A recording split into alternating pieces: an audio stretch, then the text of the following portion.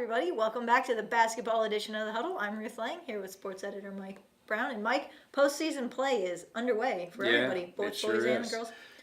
Tell us about that excitement. It's been really a little bit unpredictable, but another way predictable. I mean, we've lost some teams already, but our quality teams that we thought would advance have advanced so far, and things are looking pretty good for them to continue on the tournament trail.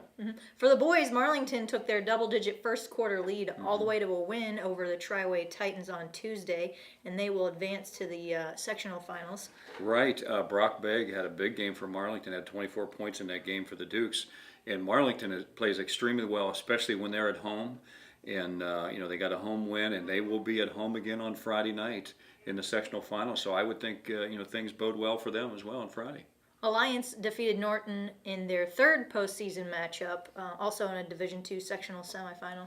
Right, that's a good win for the Aviators because Norton had 14 wins on the season, and Alliance traveled to Norton and played in the Panthers' gym and got a 62-58 win. That's a good win for Alliance. So Alliance advances on, and the Aviators will be playing again on Friday night. They'll go back up to Akron. They will play the Akron Buchtel Griffins, and Akron Buchtel's got a great program. That'll be a great game. Great game.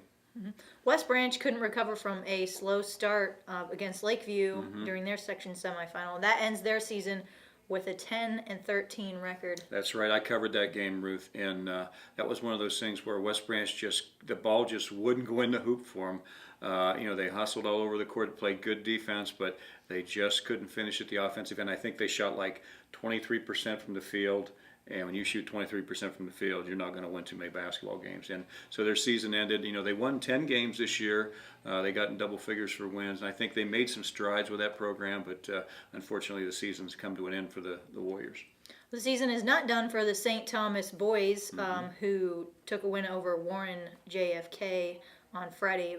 They're in Division 4, though, I believe. Right. That was a regular season win. That was their last regular season game. And so now, they're primed for the tournament. This is a team that was a state runner-up last year, and I believe has 4 starters back from that team. And they're one of the teams I think could make a long, quality run, and I wouldn't rule out that they could get back to Columbus. We're hoping that's, in fact, the case. Also talking about a long run for the girls now, West Branch earned their 5th straight trip to the district championship on Monday in their win over Southeast, which was 3rd seeded. Yeah, right. I took in that game as well, and West Branch had balanced scoring in that game. Kaylee Manning led them with 16 points, and they had good balanced scoring. Melinda Trimmer was in double figures. Paven Heath was in double figures, and that was a quality win over a good Southeast team. That's a Southeast team that had reached 20 wins this season, and Southeast played very well. They actually got within 6 points of West Branch, I believe, in the 3rd quarter, and then West Branch had a run and got it back up into double figures and took that win home. But I tell you what, I was very impressed with Southeast, and West Branch moves on. They get the 12-point win over the Pirates, and here the Lady Warriors are in a district title game for the 5th year in a row, Ruth, on Thursday night.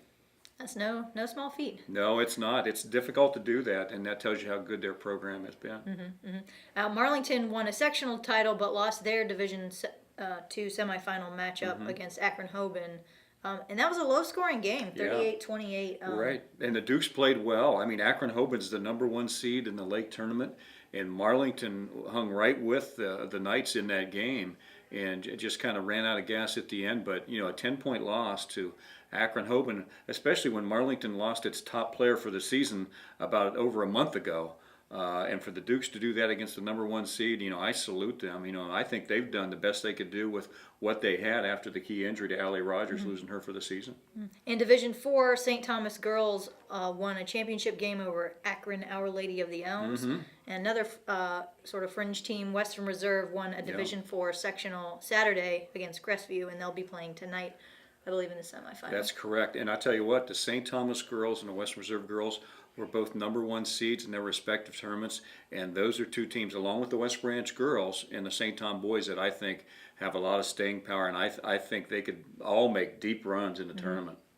As we mentioned, we have some games continuing tonight, and then through the rest of the week, what do we have? Yeah, we've got a full slate for the rest of the week. Like I said, this is the tournament trail, so it's busy almost every night of the week. On Friday night, we've got a full slate of boys games. We have the Alliance Aviators as we mentioned, are going to be going to Akron Buchtel. The Arlington Dukes will host the Akron Kenmore Cardinals on Friday night. Sebring boys will get their first taste of tournament action. They will go to McDonald to play the Blue Devils in a Division IV boys sectional basketball game on Friday night at 7.